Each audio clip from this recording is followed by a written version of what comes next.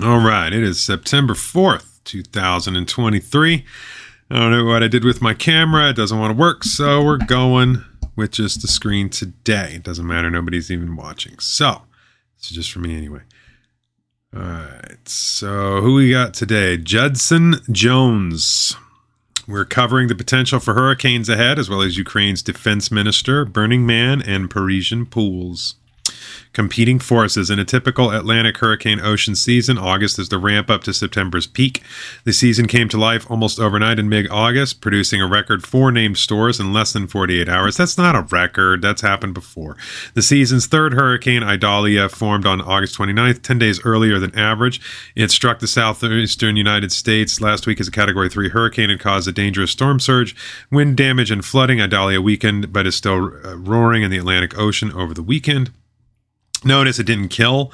It looks like it didn't even kill anybody. So, weather is not a serious threat. Just going on to show that. By the end of August, 11 named storms had formed. Only 8 other hurricane seasons in more than 100 years of record keeping have matched that pace. Ooh, 100 years. That's so long, isn't it? 100 whole years. The planet's 1 billion years old. We have 100 years of record keeping.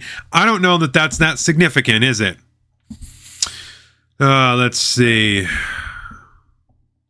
They include the busy and memorable seasons of 2005, the year of Hurricane Katrina, 2020 with a record 30 named storms, and 2021, the year of powerful Ida. Okay, something else to notice is between 2005 and 2020, there was 17 years where there wasn't a storm, or 13 years. 13 something years that a named storm didn't hit the U.S. during this time period. So, yeah, where's your climate change? The relatively frenetic end of August doesn't necessarily mean that we should brace for an onslaught of late summer and autumn storms. Eric Blake, a hurricane specialist with the National Hurricane Center, told me, quote, "It's very common that you'll get a whole bunch of storms, then it will take a week or two off," he said. What's next? At the busy point in the hurricane season, forecasters begin honing in on 2-week forecasts. Even if named storms from over the next 2 weeks, it could feel calmer because there is a decent chance that they will develop off the coast of Africa and will stay well out into the Atlantic Ocean, far from people. Such hurricanes are sometimes called fish storms because they affect only the fish. They affect ships too, As for the rest of hurricane season, which ends in November, 2 clashing meteorological forces are battling to determine how busy its remaining weeks will be.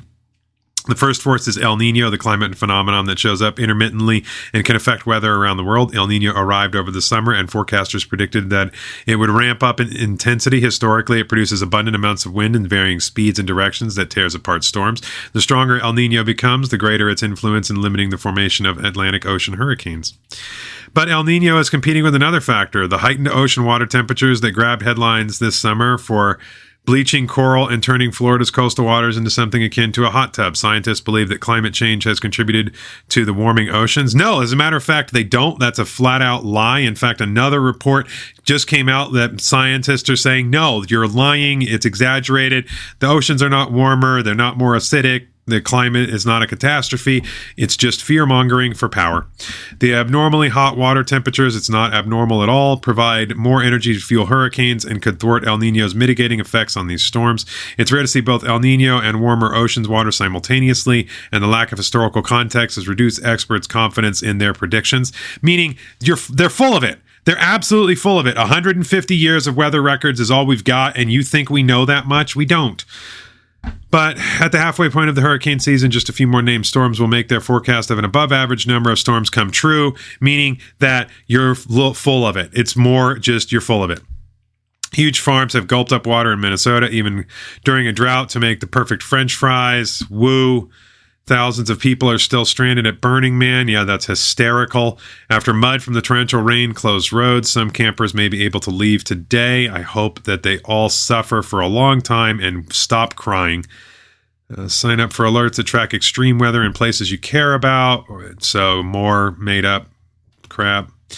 War in Ukraine. Volodymyr Zelensky said he would replace his defense minister. The ministry has faced scandals over weapons contracts. That's all you have to say. Tremendous amounts of corruption, and that's all we have to say, of course. Zelensky's nominee for the role is from an ethnic group that Russia is accused of persecuting.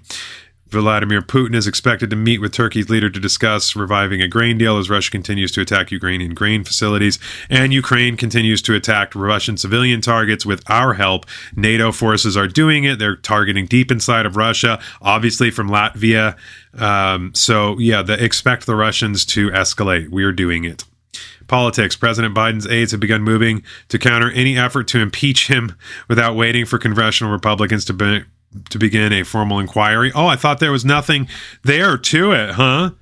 It doesn't matter. McCarthy won't do anything. Politicians need vacations too, but an ostentatious trip too elite, too disconnected, maybe a beach bod can alienate voters. A redistricting flight in Los Angeles highlights the gerrymandering that occurs in cities across the country, often led by Democrats. Yeah, it's everywhere. Both sides do that.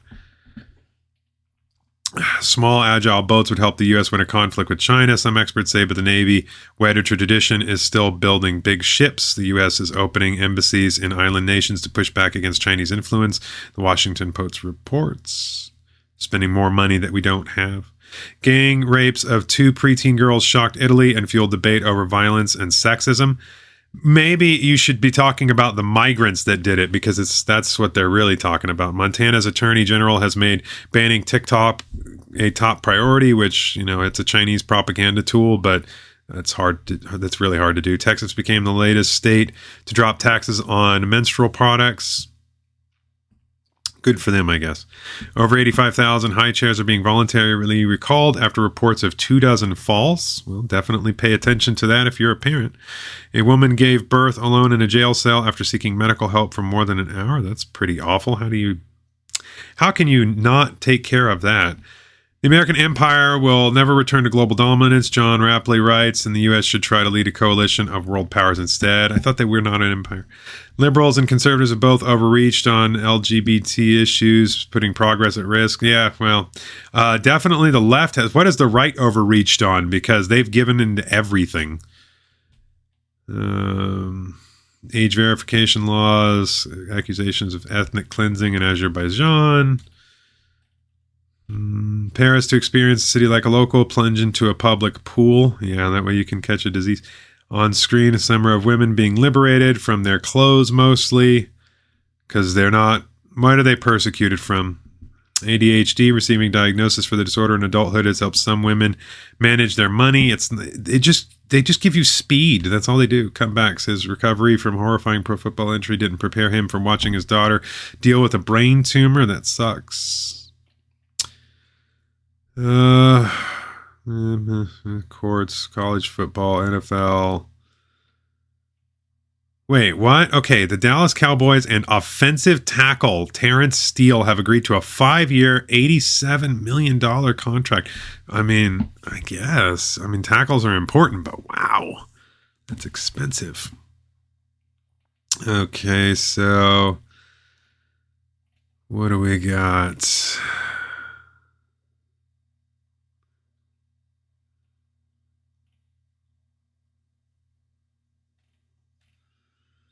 Okay, so let's do this. All right, so no today and history for today, because nobody did it since it's a holiday, but I'm going to do Saturdays since I didn't do that. So on September 2nd, 1945, Japan formally surrendered in ceremonies aboard the USS Missouri in Tokyo Bay, ending World War II.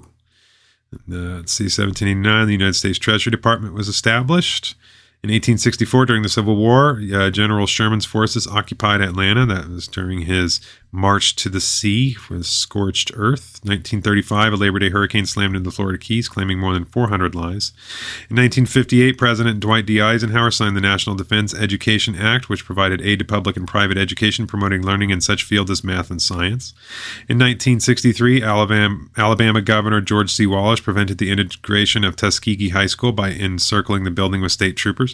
In 1964, one of America's most decorated military heroes of World War I, Medal of Honor recipient Alan C. York, died in Nashville at age 76.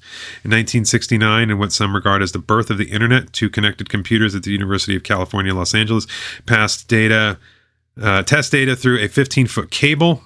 It's not the birth of the Internet. 1998, a Swiss Air MD jetliner crashed off Nova Scotia, killing all 229 people aboard. In 2005, a National Guard convoy packed with food, water, and medicine rolled into New Orleans 4 days after Hurricane Katrina and Nagin's ultimate failure.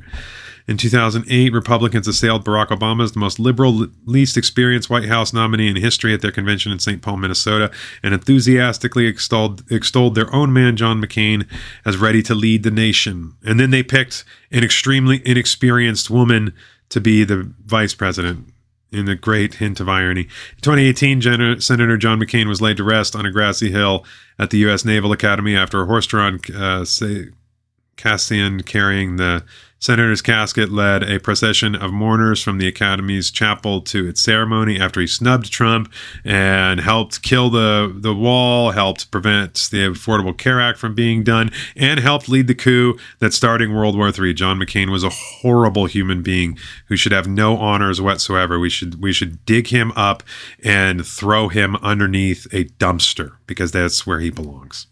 In 2019, a fire swept a boat carrying recreational scuba divers that was anchored near an island off the southern California coast. The captain and 4 other crew members were able to escape the flames, but 34 people who were trapped below died. Well, the captain, why? You're supposed to go down with the ship, buddy. Make sure the people get off, not let them die. All right, 11:11 in the morning. What a perfect time to end. Hurry.